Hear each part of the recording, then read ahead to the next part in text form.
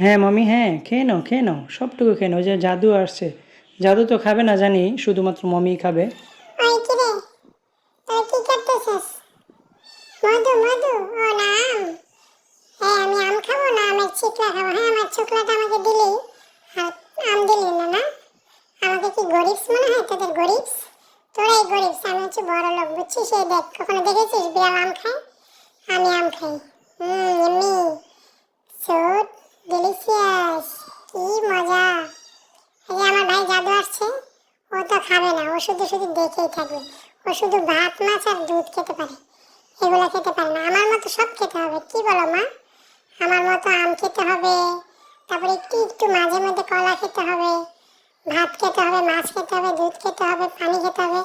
আমি হচ্ছে অলরাউন্ডার, আমি সব খেতে পারি। এই যে আমটা খেতে খেতে এটুকু আর খাবো না। এখন দেখি আর কি কি খাওয়া যায়, সব কিছু একটু খেয়ে খেয়ে দেখবো আজকে।